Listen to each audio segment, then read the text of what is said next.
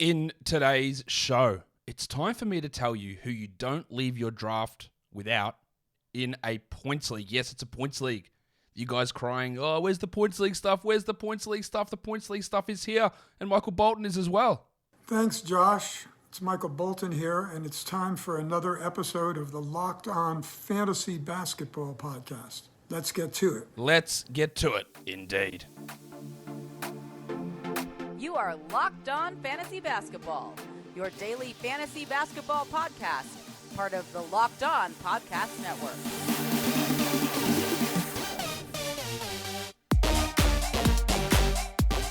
Hello and welcome to the Locked On Fantasy Basketball Podcast, brought to you by Basketball Monster. My name is Josh Lloyd and I am the lead fantasy analyst at basketballmonster.com. And you can find me on Twitter as always at redrock_bball and on Instagram at Locked On Fantasy Basketball. Today's episode is brought to you by BetOnline. BetOnline has you covered this season with more props, odds and lines than ever before. BetOnline is where the game starts. Thank you for making Locked On Fantasy Basketball your first listen every day. We are free and we are available on all platforms. We're here. It's points leagues. Yes, I can't cover everything all the time. People complain, you hate points leagues. You're never going to do anything on points leagues. There was a points league sleeper show and a points league bust show within the last week. There's going to be mock drafts coming, and the same as the people who go, oh, give me more auction stuff. Yeah, the vast majority of people are category league players who have snake drafts, and that's what the majority of my content is. Now, 80% of that content carries across to every league type. We are going to do specific stuff on points leagues here in this must draft show. We're going to go round by round for Yahoo and for ESPN of guys that I think you should be looking to draft in those rounds. And I reckon if you came out with a team based on all of these guys in each round, you'd be looking pretty good. That's my assumption. We're going to go through that. Again, the title must draft is because everyone loves must draft. It's garbage. It's nonsense. It's my title. I think it's full of crap. There's no one player where you go and go, I have to get this guy. Absolutely have to. Because it paralyzes your draft. Because then you start reaching 30 spots, 20 spots ahead of where you should get him. When in reality, that guy who you desperately had to have, you might have been able to get someone 2 rounds later who averaged 2 fewer fantasy points. Right? So use the idea of must draft as complete hyperbole and hyperbole and complete, I don't know why I said it like that, and just something because that's what people want to hear, but I need you to hear that title must draft and understand that it doesn't exist and that getting someone at all costs is a bad way to conduct a fantasy draft. In saying all that, Warnie? Let's get it on, Gilly. All right, we're in round 1, and I'll be honest with you guys, on ESPN and on Yahoo, this is using their ESPN default scoring and Yahoo default scoring, but oh, my scoring's got double-doubles. I can't help that sort of stuff. Like, we have custom projections on Basketball Monster, but I can't go through every single permutation of scoring settings. The first round ADPs, this is all based on their current ADPs on these sites, there's no one who I go, oh, that's tremendous value in round 1. Like, I think Giannis has a chance to be literally the number 1 player in Yahoo Fantasy Points Leagues. His ADP is at 4. It is the second high. It's like 3.8 or something. It's overall 4. So if you get him at 2 or 3, it's good value. If he slides to 4, it's good. But is it a must draft situation? Like, I guess so. If he falls anywhere that Giannis goes, like I wouldn't take him at 1. I'd take Jokic there. But literally, if Giannis falls at any other spot, you take him. And the same goes with ESPN. Like, you look at their ADPs for the first round. And again, I made this post on Reddit yesterday or the day before saying we hyper-focus on first round and then who do I pair in the second round. And in the end, that doesn't actually matter for fantasy and fantasy drafts and fantasy success. It doesn't matter. The only way it matters is if one of those players just has a season-ending injury, which you cannot predict. Otherwise, it doesn't matter. We put 80% of our focus on it, and it means 10% of your end result. Numbers made up, of course, but around that. So anyway, Kevin Durant has an ADP of 10 on ESPN. He was 5th per game last season. I would be looking at him 7, 8, around that mark, but no one massively stands out. I just wanted to highlight these 2 guys who I think can exceed these numbers pretty comfortably on a per game basis, but you got to tie in the risk of Durant and age and injury, And Giannis is going to miss some time as well. But don't hyper-focus on round one. It's not worth your energy. It's not worth your time to focus on that round. It's much more important to be looking at other areas of drafts. That's where you win. That's where you lose. Round 2. In saying this, though, Ja Morant has an ADP of 19 on Yahoo. He is a first-round player, I think, in a points league. Don't get it twisted for category leagues. He isn't. This could be the 7th best player in a points league. Yes, there is games played, issues with Morant with multiple knee injuries last season. That is a concern. But if I'm sitting there mid-round and Ja comes up, I'll take him. I've got no problem with doing that. I think we do have that risk, but who amongst us, whomst, doesn't have an injury risk? Like, first-round players. Giannis, knee issues. Embiid, knee back. Doncic, ankle injuries the last 2-3 years.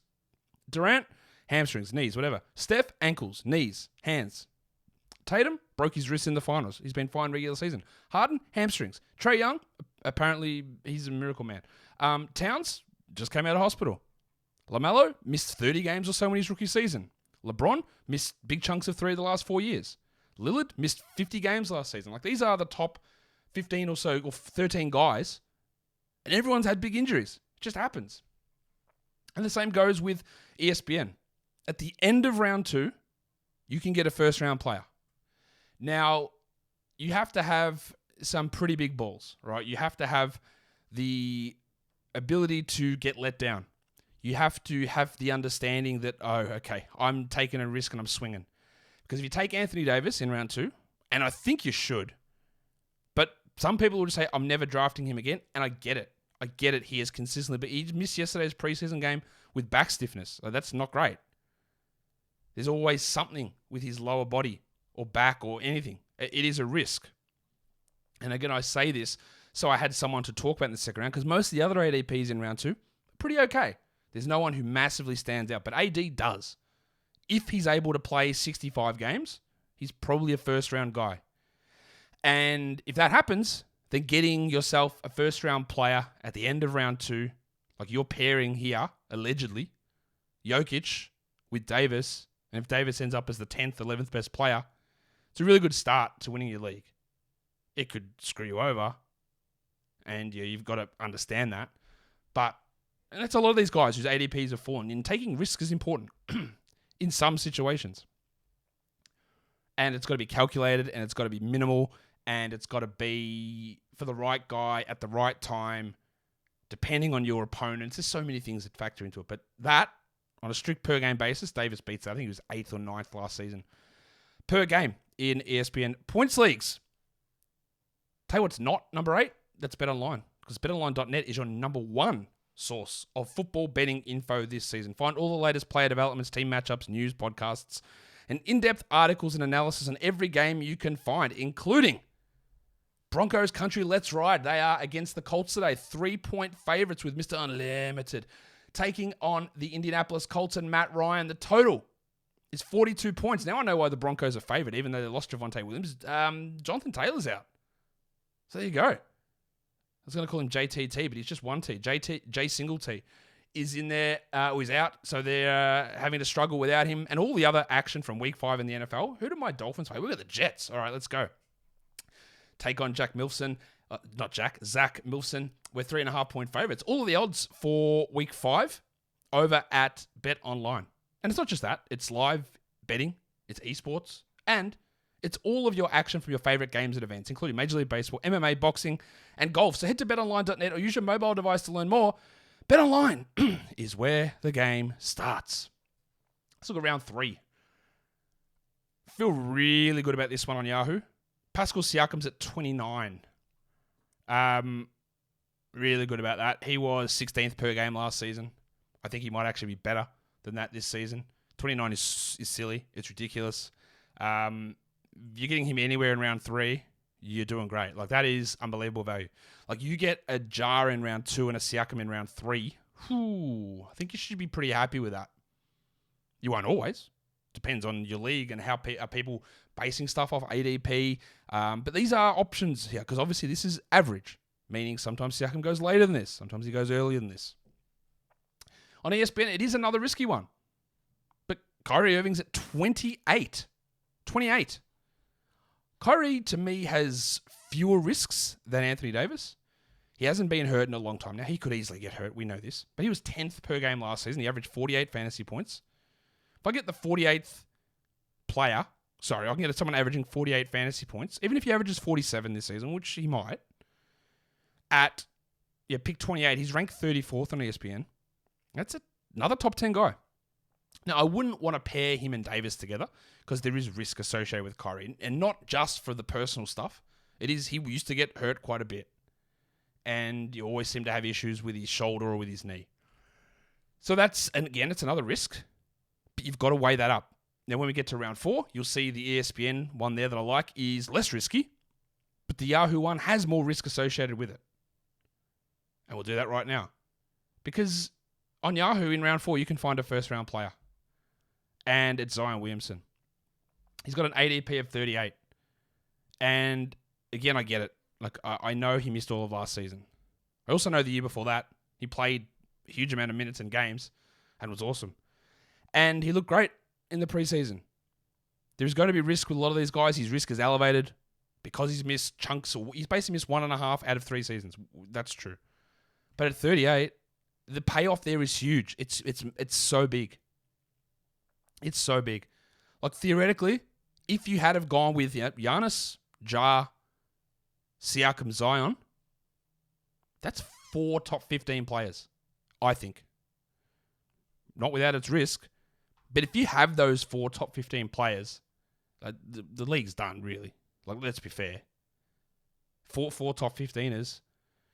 And when you're getting Zion in round 4, the element of risk decreases. The ESPN one, I love it. It's great. De'Aaron Fox sits at 48. He was 40th in a really down season last year.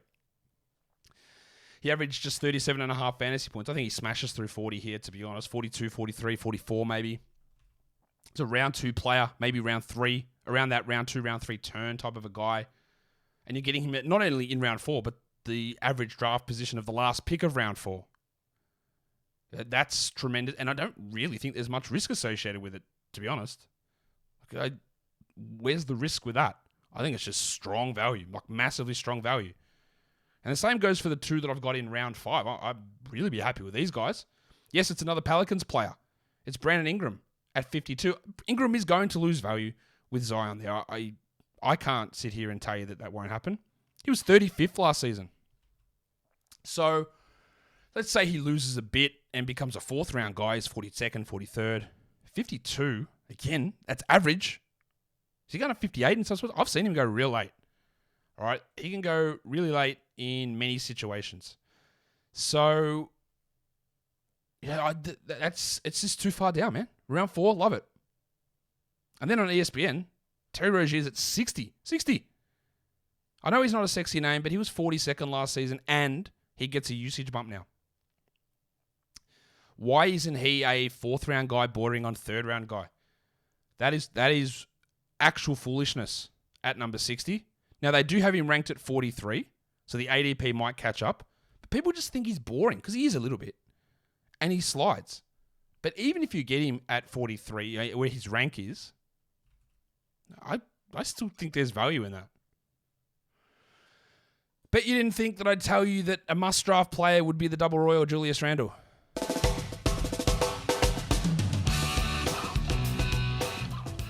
His ADP sits at 67 on Yahoo. Now, he is an atrocious category league player at times. Do you know how bad he was last season? We all know how bad he was, right? He was 28th on Yahoo points leagues. He racked up numbers. Now, I expect that to fall away with the addition of the burner Jalen Brunson and maybe with Randle pulling his head in for once. But ADP 67, they've also got him X-ranked at 103. So that ADP is going to actually drop. This might be one of the biggest absolute steals in Yahoo points leagues that's out there.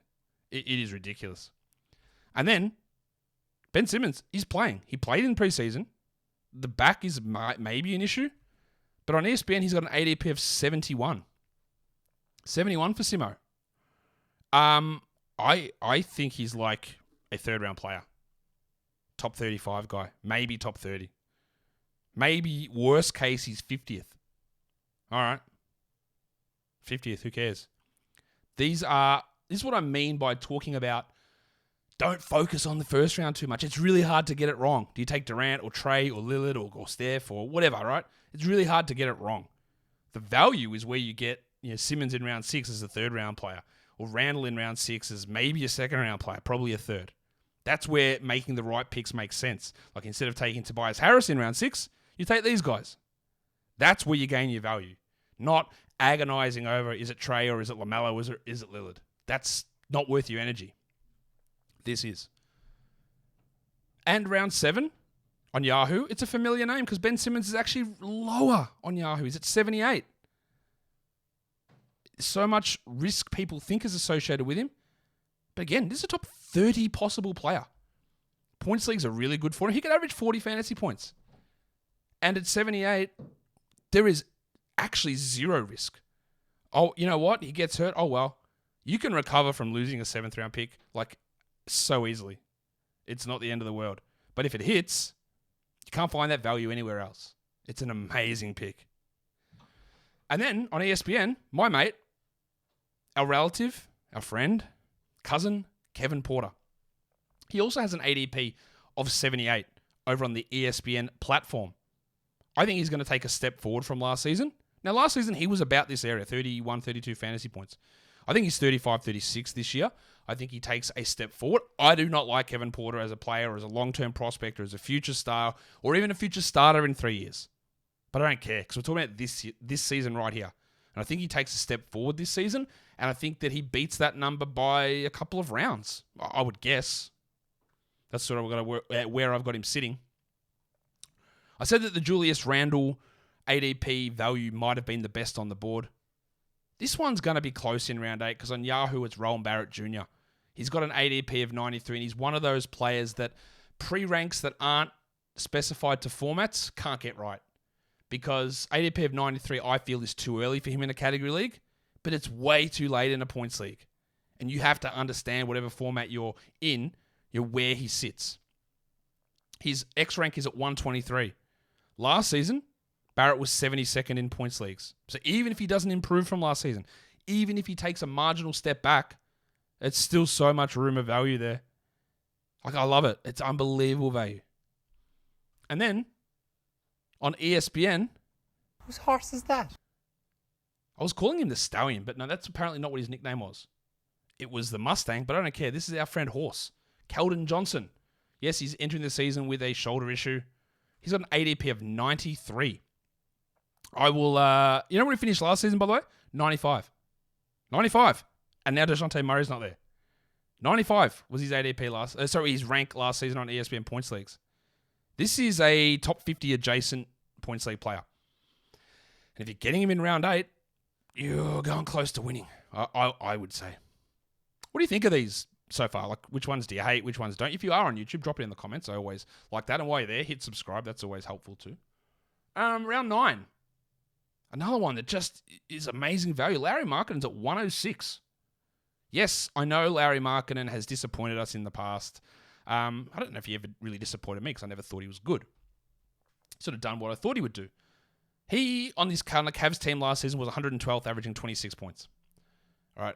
That's not far off where he's getting drafted now. Do we actually think the situation in Utah is not different at all to what it was in Cleveland? I think you're kidding yourself. Like, he might take the most shots on that team. Yeah, Colin Sexton exists, but Markkanen starting, Sexton isn't at the moment. I think he will. 106, round 9. What are we doing? Top 70 player. Top 60 at best. I think top 85 at worst for Markkanen. I love this. And then I know that Onyeka Okongwu is good. I like Onyeka Okongwu. I probably had him higher in his draft class than anybody. I had him at 3, ahead of James Wiseman. Right? Not many people did that. I love him. But the assumption just seems to be, well, Capella's gone. Okongwu's going to take over. And I don't really think that's true.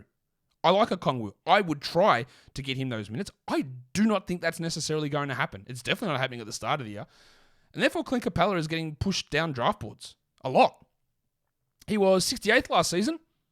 You can get him outside the top 100. So even if Okongwu takes over, who cares? And if Okongwu doesn't, Well, you've stolen value. Stolen it. Pilfered it. It's got around 10. Old mate's back, Kevin Porter Jr., ADP of 110. Now, there are other guys in some of these rounds that I could have gone through. I'm just trying to give you the highlights of the guys that I like. But at 110, Kevin Porter, mate, I love it. Again, this is a guy that on Yahoo was 76th in points last season. That is thievery. It's thievery. In round 10, a potential top 60 player. If you get these guys in these rounds, it's done. Like, imagine getting MARKKANEN in round 9, RANDLE in round 7 or whatever it was, Porter in round 10. Like, your team's going to just be filled with top 60 players, I think. And then for ESPN, I'd pick ADP 117. It's the starting power forward for the Hornets. It's PJ Washington Jr. Washington was 123rd last season as a reserve in 27 minutes. So unless you think he's going to remain as a reserve and remain playing 27 minutes, then in round 10, he's actually right on value. But if you think he's going to improve that, then he smashes it. I think it's simple as that. I don't see any downside in taking PJ Washington in this area. I don't see any downside in taking him in round 9, to be honest. Even if in round 8, I think you might actually squeeze value out of it. Foolish that he's this low. Round 11. Well, number of guys could have gone here. But on Yahoo, we're going to take Sticks. Stand by your man! He's dealing with an ankle injury. He was, but he started yesterday. He's at 122. I don't know. It's too low. I don't get it. I think he's a round 8 guy, a top 80 sort of a fantasy player. The minutes are definitely going up from where they were last season. Like, there's other guys in this round we could have looked at. Spencer Dinwiddie's in this round. Cole Anthony goes in this round. Nick Claxton goes in this round. So many guys are getting drafted in this area. That, like, it's crazy to me. Jalen Smith, that's again, it's just picking around, going, well, who do I want that's going to kill it? And I think he's one of them. And then round 11 on ESPN, Gordon Hayward. The guy that's going one pick after him is Montrezl Harrell. You can get Hayward at 127. Who cares if he gets injured? Because if he plays 60 games, you've smashed it. And maybe he doesn't play 60 games. But 60 is not a high watermark. If he plays 70, unlikely, really unlikely, you've killed it here. You've killed it. But there is a lot of value players around here. Jabari Smith is here. Like, just tremendous value on him at 125 ADP on ESPN. Like, that's amazing value. Like, you can get, there's just so many guys here in this area. Monty Morris at 122. Jalen Smith at 127. Yeah, I covered all this on Sleepers and Busts as well. And you can check it all out on Basketball Monster 2 to see how guys project versus ADP and rank. That's all over there too. But there's just so many good options in round 11. Probably, to be honest, I probably should have had Jabari Smith as the guy here. But both him and Gordon Hayward can be round 6 players, I think. Smith currently dealing with a bit of an injury as well. Round 12. I'm not going to do round 13 because that's where you take your flyers. Jalen Suggs at 139 on Yahoo. Gary Harris, no Markel Fultz. I think he's going to get good minutes early on. He doesn't have to blow you away when you're taking him at this spot. He just has to be okay. And I think he's going to be better than okay. Like, if I look at where Suggs sits, what's his ADP? 139. Like, these guys have an ADP higher than him. Patty Mills, Duncan Robinson, Pat Connaughton, John Kuminga, Larry Nance, Evan Fournier, PJ Tucker. I'm assuming they got drafted in 1 or 2 leagues and that pushed them there, but let someone else do that.